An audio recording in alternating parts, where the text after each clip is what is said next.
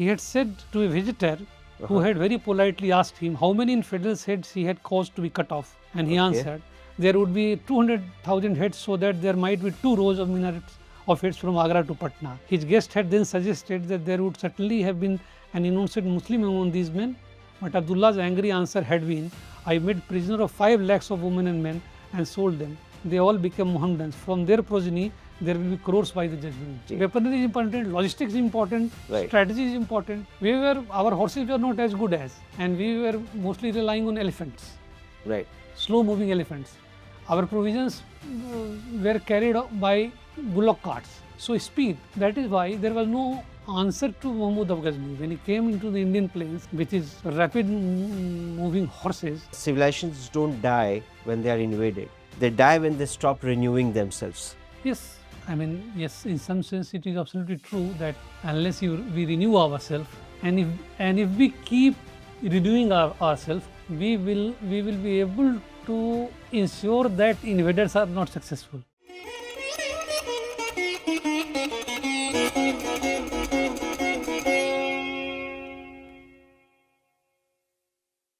So welcome back to the part 2. Today here we start discussing the decline of the Hindu civilization, as we call it.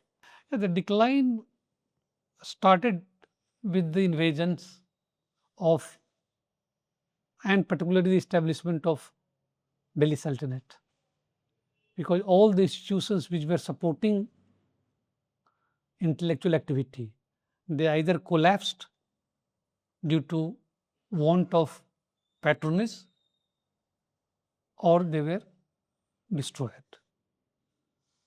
And the intellectual vibrancy of last 1 millennium was lost. And one aspect on which focus has not been given as much is the scale of loss. Material loss, intellectual loss, institutional loss. The losses were colossal in all this. Colossal. Temples were great center of, in fact, it was a fulcrum of society. Center of economy. Center of economy, money, business, no. Center of Sanskrit learning, okay. Center of giving assistance to people who are poor and destitute. All these, temple combined all these activities. So the temple economy is what you... Temple economy. Right. And these gradually all lost their relevance. Right. Apart from destruction and desecration of temples, what is most lethal, I will say, is that the scale of slave trade. Right. Slave trading. Slave trade. And I will argue that the scale and magnitude of slave trade during 500 years of Muslim rule probably exceeded the transatlantic slave trade. Are you serious, sir? In each military campaign. In each military campaign of the... Literally, hundreds of thousands of people were taken as slaves. So when you mention military campaign, you are referring to the invading armies. Yes, invading armies.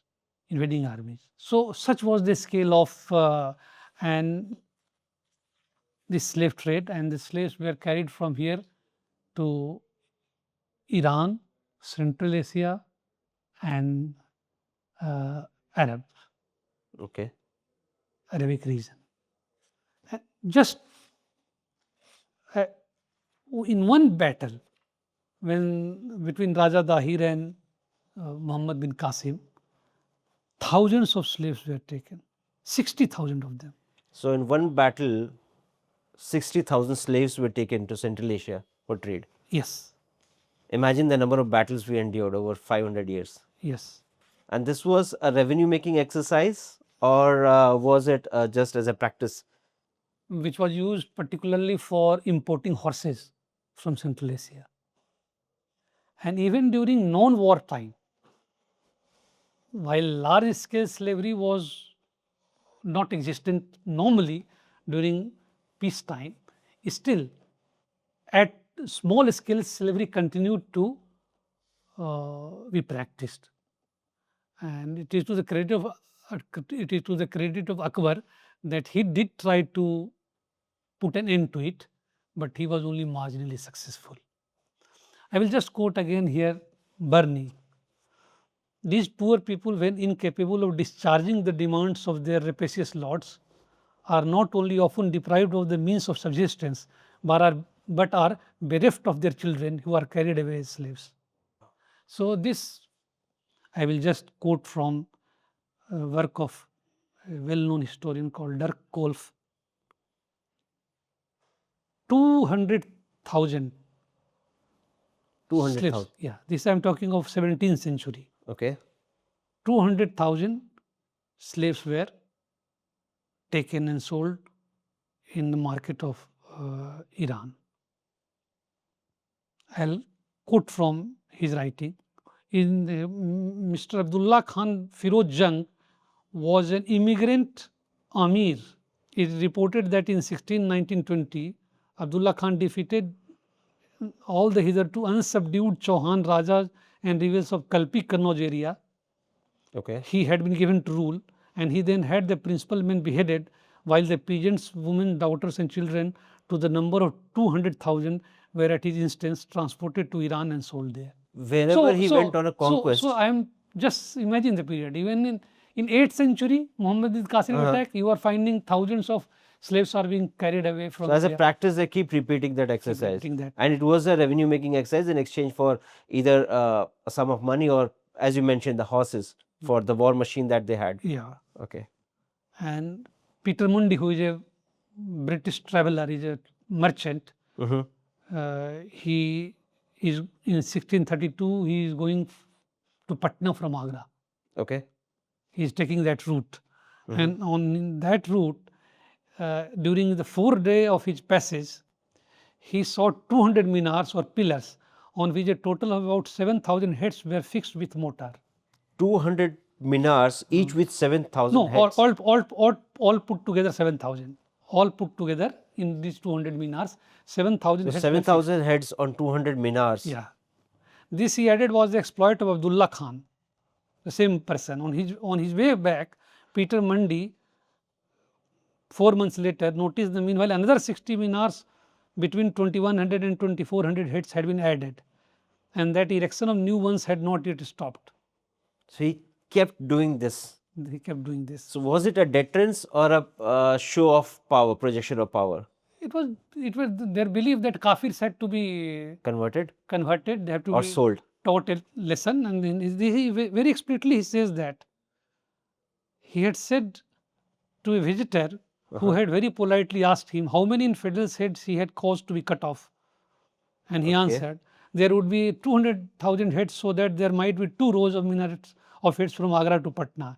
His guest had then suggested that there would certainly have been an innocent Muslim among these men, but Abdullah's angry answer had been, I made prisoner of 5 lakhs of women and men and sold them. They all became Mohammedans. From their progeny, there will be crores by the judgment day.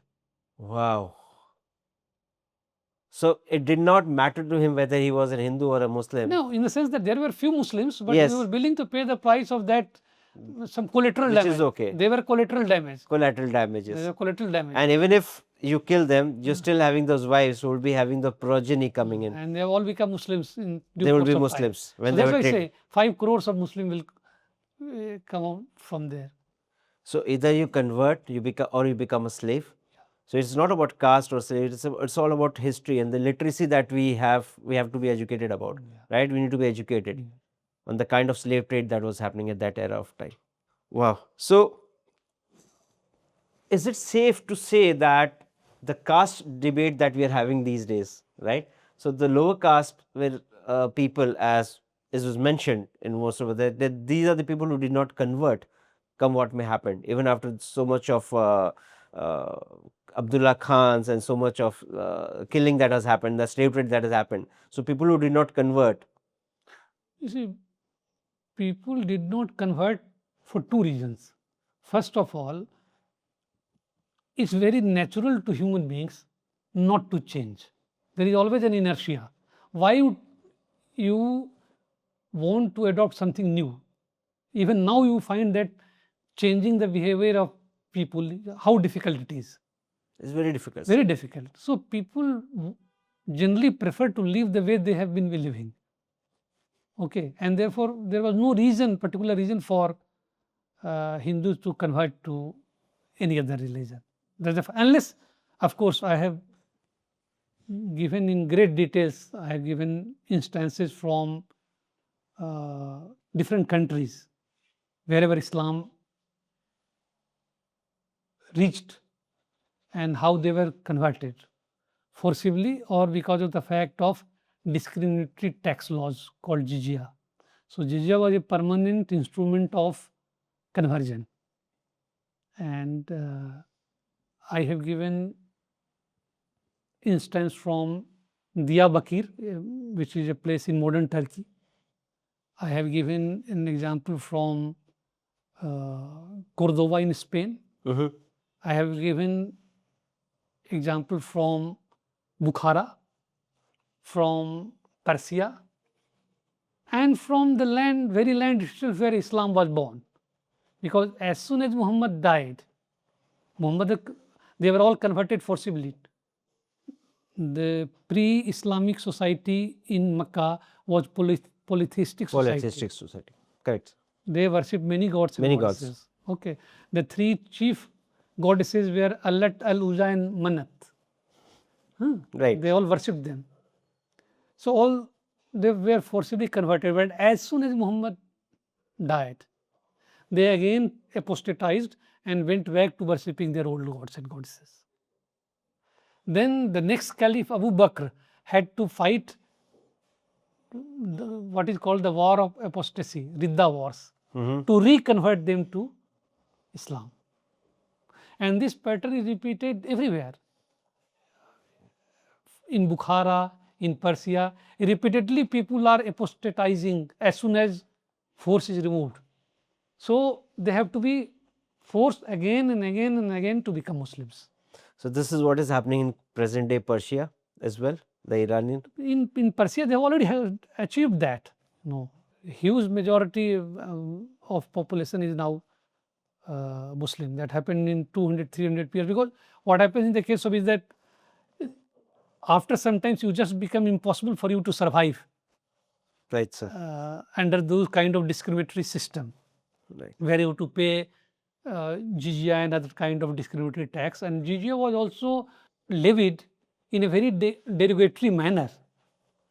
Where the sub tax official will come, he will give a slap on your back of your neck or side of your neck and collect the money from you. Right, sir. So it was to emphasize the lower status of the dhimmi.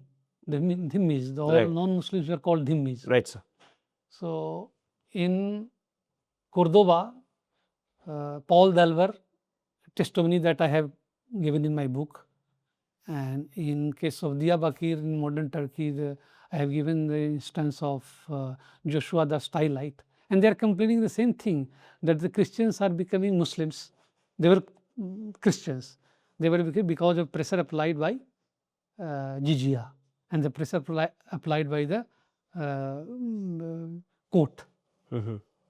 So there's a mention of Sanskrit leaving Banaras, right?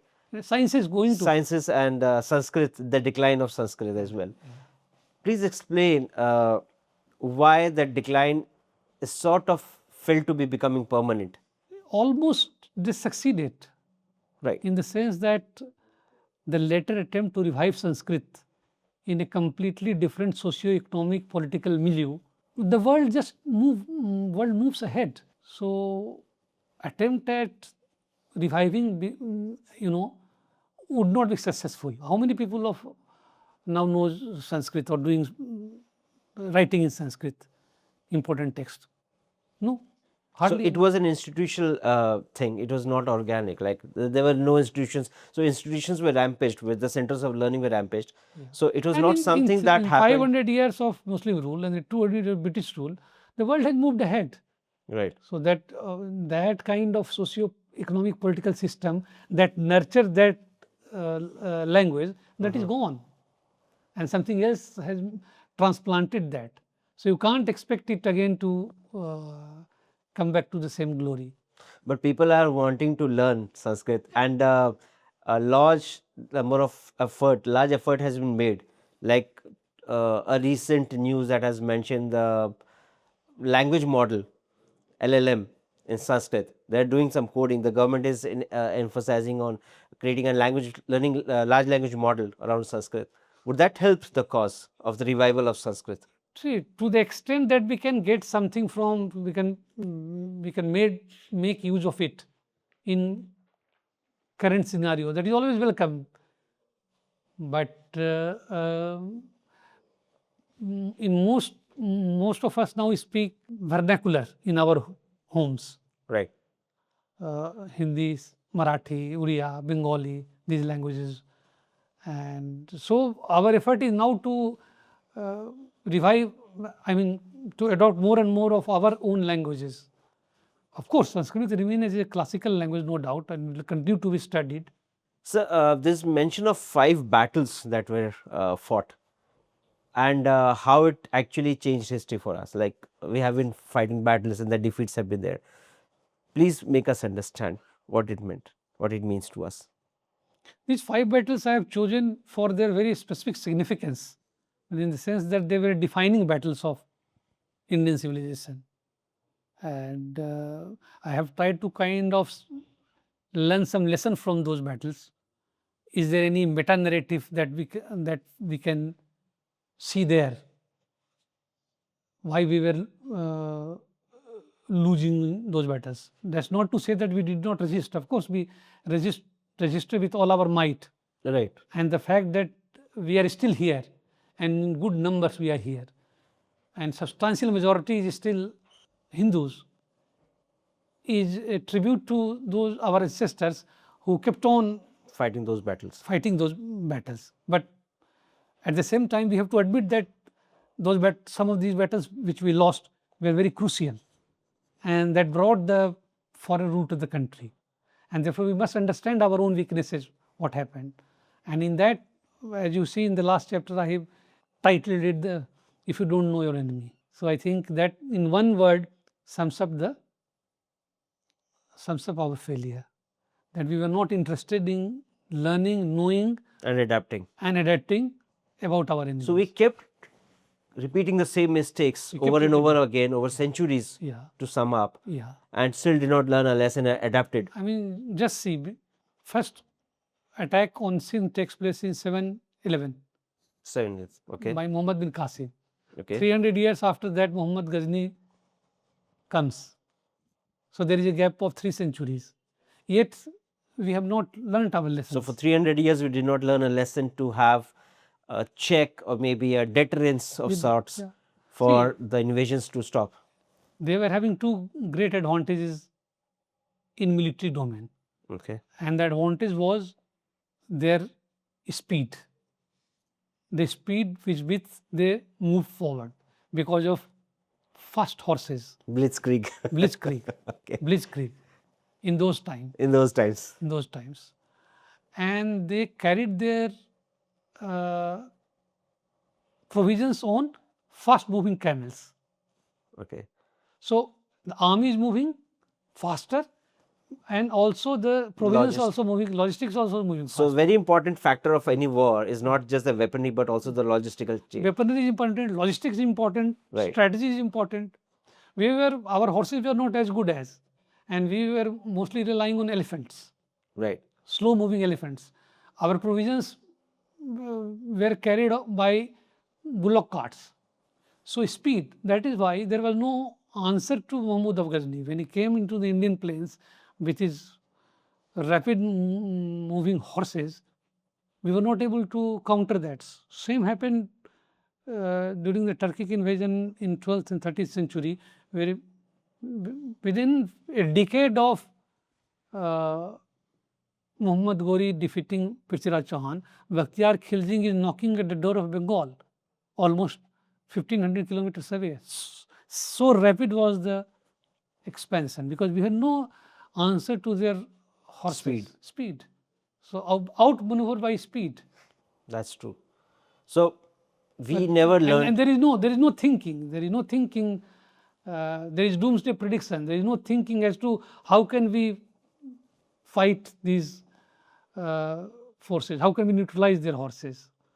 When Marathas adopted novel tactics, they were able to defeat the Mughals. So this is where adaptation and knowing your strengths Yes. and fighting against the weaknesses So of the again, enemy. what Marathas are doing? Marathas were moving on horsebacks very rapidly, and they were not carrying any provision with them at all. So they were unencumbered by any kind of provision. So they lived out the land wherever Lived they on the were. land. Wherever they Right. went, they lived on the land. So while you are thinking that Marathas are 50 miles away, 100 miles away, they will take 5 days to come. The next day they were The knocking. next they will knock on your door. So very in the initial period,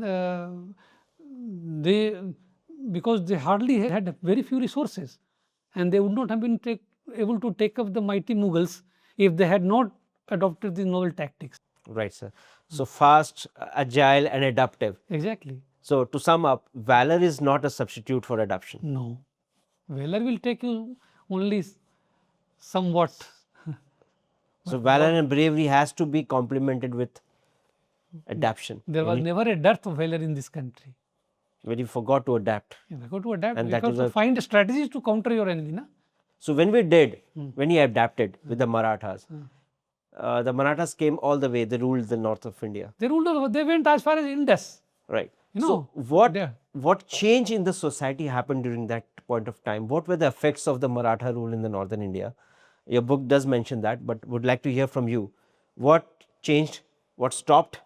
And what good happened to the society? See, first of all, we have to distinguish between the earlier phase of resistance with the Maratha phase of resistance against foreign powers. Earlier, whoever was fighting, of course, they kept fighting, but these fights were more sporadic resistance. Yeah. There was no coherence to it. There was no No synergy among the there was fight. no overarching philosophy behind that. Right. First time that Shivaji gives this philosophy of what calls Hindi Swaraj, Hindi Swaraj. brings it under a kind of an Umbrella. intellectual framework, Right. that we have to evict the foreigners from this land. country and establish self-rule. Self-rule. Swaraj is nothing but self-rule. Correct, sir. So that kind of manthan starts with, in right earnest, starts with Shivaji. And once you have now started thinking, obviously you put your minds To it. to it. Obviously, you will be able to find the answer. So that dimension of thinking was not prevented. Once you started thinking on those lines, Yeah. we created, we adapted, we fought, and we won. And we kept fighting. If we kept fighting, we were almost able to establish self-rule. But again, now there was an intervention of a far more insidious power at that point of time, and we again became slave this time to The Britishers. to the British. Right. Right, sir. So, shifting, so we have learned a lot from history. Coming to introspection, the superstition that we had versus the strategy that we adopted. What would you say on that? No, I mean, I have given specific 2 instances where superstition actually led to our defeats. Yes. No, we were always seeking answers in the stars. Okay. And sometimes what happened is that when the Pandit will tell you that no, there is bound to, you are bound to lose because it is written in the stars or written in the text that such and such time such and such person will come and he will gain victory over all of Hindustan. And that itself, when you are a believer in that, it kind of little bit destroys your self-confidence. Yes, you start believing in fate. You start believing in fate Yeah. and not in your own agency. Strengths and powers. Your Right. strength and power. And one particular thing that I have mentioned here is that Kautilya has given a very good framework of pragmatic Rajniti. And I have specifically mentioned that in 3rd, 4th, 5th century of the Common Era, Arthashastra was very popular, particularly in North India. But in the post-Gupta age, you will find that Arthashastra loses its popularity very significantly and almost disappears from the intellectual memory. I have given detailed description in the book. It is not surprising that at the same time the Manhavat in Kadambari in 7th century is condemning, and other similar scholars are condemning the science of Arthashastra as cruel and immoral. And gradually a very pragmatic and autonomous science of earth becomes subordinate to Dharmashastra. Okay. Okay. And then you start evaluating the war ethics in terms of dharma. You'll forget that lessons from Arthashastra, that you have to engage in covert war, you have to engage in silent war against the enemy. Your target should be to evict the enemy. That he had done so very successfully by organizing, by dethroning Nanda and bringing Chandragupta Maurya to power and retrieving the areas that were occupied by the Greeks post Alexander, and he was able to throw them out. But here in this case, we see that dharma becomes very dominant feature of society to the extent that artha becomes subordinate to it.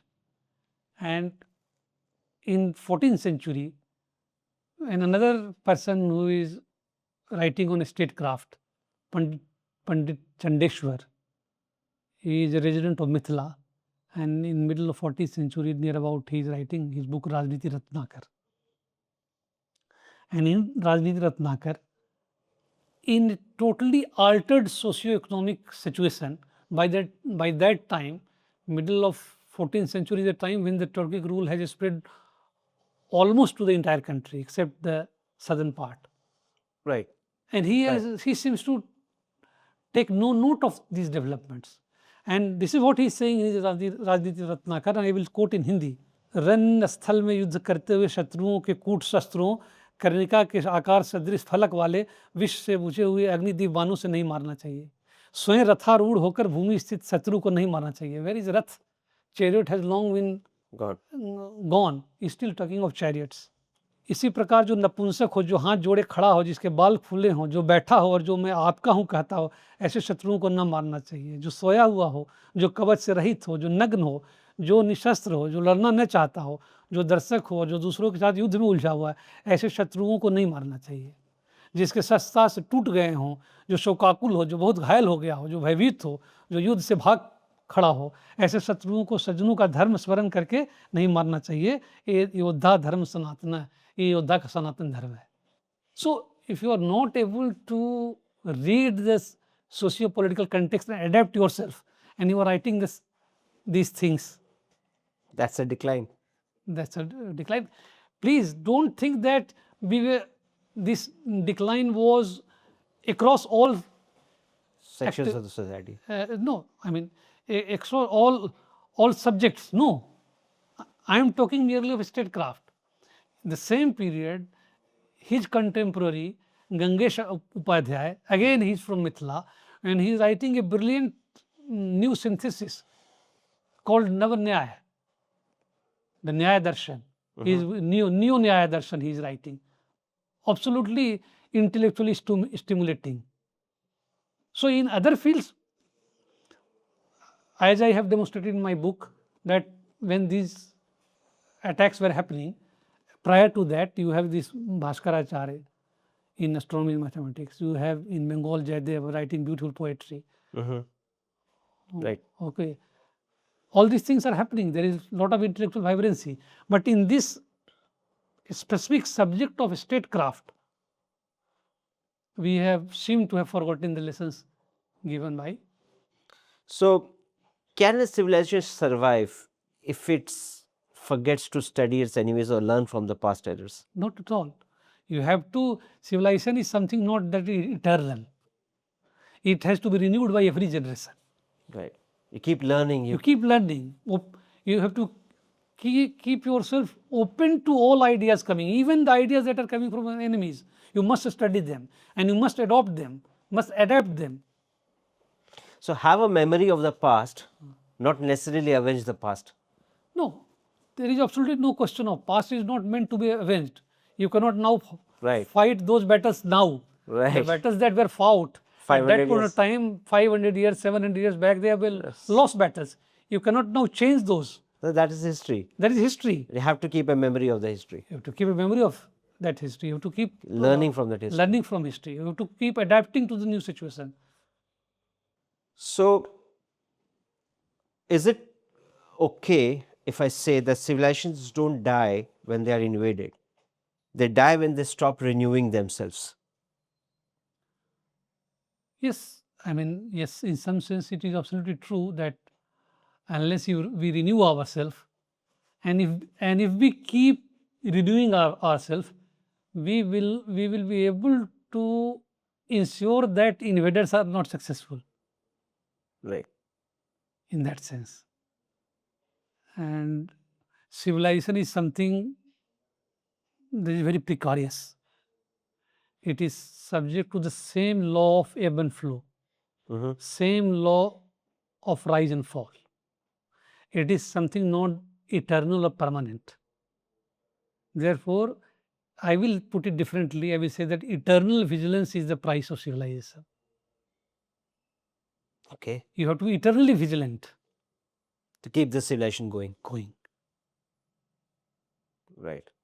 So, the decline of the civilizations that we talk about, that is, One more thing, one must understand that those who are opposed to you, those who are our enemies, you have no control over their behavior. They will do, the strong will do as they can. It is for you, or it is for us, then to create those strength so that we are never subjugated. right, sir. So, I have to always know your strength, learn from the mistakes, keep repeating, and have a memory of the past. Yes. Don't forget your Yes, past. don't forget your past. And to those, to young generation particularly, one point that I like to emphasize here is that how does Renaissance begin in Europe? Okay. How does it begin? It begins with reconnecting with ancient Greco-Roman past. When Europeans rediscover their own heritage of Aristotle, of Plato, And took pride in it. and those texts, when they rediscover it, and they are absolutely dazzled, mind-boggling, that we are legatees of such a grand civilization. That is how Renaissance began in Europe. Right, sir. Very true. So, take pride in your own civilization, right? And obviously learn from the past. With this, we come to the conclusion of the podcast, sir. And this was really enlightening, engaging, and at some stages it was like mind blowing as well. Uh, with the mentions that you have of the slave trade, that was new to me, and obviously to a lot of our audience that we have. Uh, we would like to end this podcast with a question for the audience. And the question that is something very important in my 2 hours of this podcast that we have done. What does civilization actually mean to you? Is it cultural? Is it societal? Or is it institutional? Do share your comments and your feedback, and we would love to answer them. And if you have any questions for the esteemed speaker, we will get them addressed to you as well. Thank you for the conversation. And yes, don't forget to grab your own copy of The Decline of the Hindu Civilization. Much more is here, and you will be amazed to see a different perspective, the civilization with a different lens, those of Mr. Shashi Ranjan Kumar. Thank you so much, sir. Thank you. Thank you for coming to Vikas. Sangam Talks. And Thank you for giving me this opportunity to be with you on the Sangam Talks. Wish you all the best. thank you so much, sir. Have a nice day.